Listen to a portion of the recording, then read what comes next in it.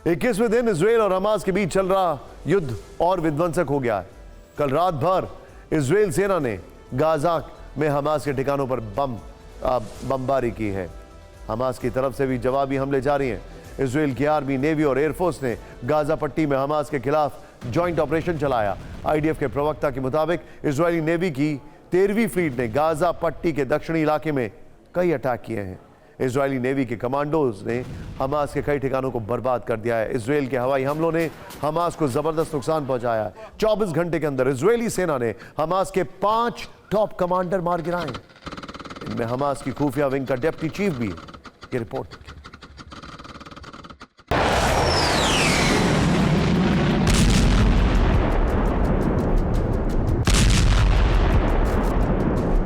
युद्ध के 21वें दिन इजरायली सेना और एयरफोर्स ने गाजा पट्टी को हवाई हमलों से दहला दिया। इजरायल के फाइटर जेट्स ने खुफिया इनपुट के आधार पर हमास के 250 ठिकानों को चुन चुन कर निशाना बनाया। हमास की सुरंगों को खास तौर से टारगेट किया गया। इजरायल डिफेंस फोर्स के मुताबिक हवाई हमलों में हमास का कमांड सेंटर और रॉकेट लॉन्चिंग पोजीशन पूरी तरह बर्बाद हुए हैं। इजरायली सेना ने गाजा के खान यूनिस में हमास के ठिकानों पर बम बरसाए। आईडीएफ ने हमास के रॉकेट स्टोरेज सेंटर पर बमबारी की। एयर स्ट्राइक में रॉकेट स्टोरेज डिपो तबाह हो गया। ऐसी रिपोर्ट्स है कि रॉकेट डिपो एक सुरंग के अंदर था। आईडीएफ के मुताबिक बमबारी में हमास कमांडर का ठिकाना बर्बाद हो गया।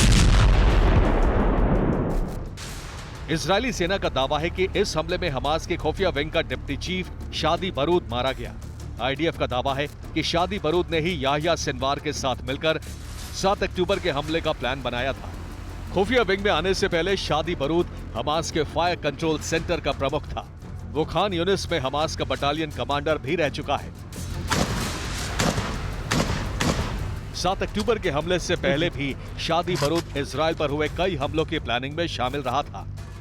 इजरायल के ताजा हमलों में हमास का एक और टॉप कमांडर हसन अल अब्दुल्ला भी मारा गया। हसन अल अब्दुल्ला नॉर्दर्न खान यूनिस में हमास की कमान संभालता था।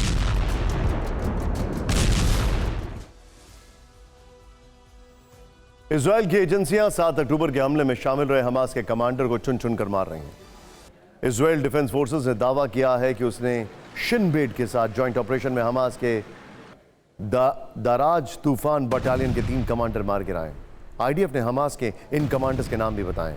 इजरायली सेना ने हमास की तूफा बटालियन के रिफत अब्बास को मार दिया। रिफत अब्बास तूफा बटालियन का कमांडर था। वो 7 अक्टूबर के हमले में शामिल था। तूफा बटालियन के ही इब्राहिम जद्बा को भी आईडीएफ ने मार गिराया। इतना ही, तूफा बटालियन के कॉम्बैट सपोर्ट कमांडर तारिक मारूफ भी मारा गया है। तारिक मारूफ भी 7 अक्टूबर के हमले में शामिल था। आईडीएफ के मुताबिक दाराज तूफान बटालियन हमास की गाजा सिटी ब्रिगेड का हिस्सा है, जिसे हमास की सबसे अहम ब्रिगेड में से माना जाता है। अब तक इजरायली हमलों में हमास के 15 से ज्यादा कमांडर मारे जा चुके हैं। हमास को सबसे ज्यादा नुकसान पिछले 24 घंटे में हुआ है। इसीलिए अब हमास ने भी आज जबरदस्त पलटवार किया। आज शाम के वक्त हमास ने इजराइल के कई शहरों पर रॉकेट अटैक किए हैं। तेल अवीव में उसने कल भी अटैक किया था, लेकिन तेल अवीव में, अश्कलोन में और अशदोद पर मिसाइलें गिरने की तस्वीरें आई हैं। अश्कलोन में हमास का रॉकेट एक अपार्टमेंट के ऊपर गिरा।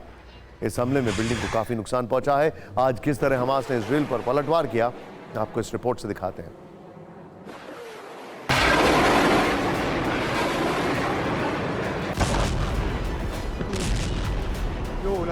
ये हमास की तरफ से इजरायली सेना के हवाई हमलों का जवाब है।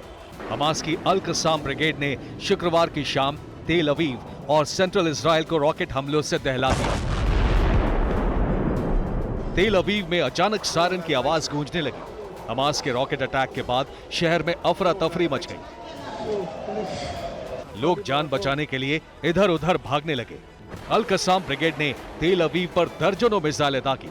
इनमें से कई मिसाइलों को आयरन डोम ने नाकाम कर दिया, लेकिन कुछ मिसाइलें तेल अवीव के रिहायशी इलाकों में गिरी।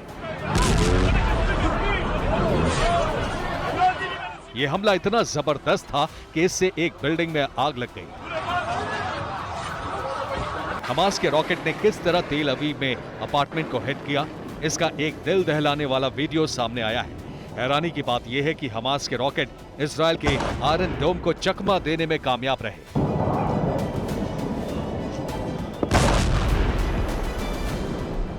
हमास के 2 रॉकेट इजराइल के अशदोद इलाके में भी गिरे।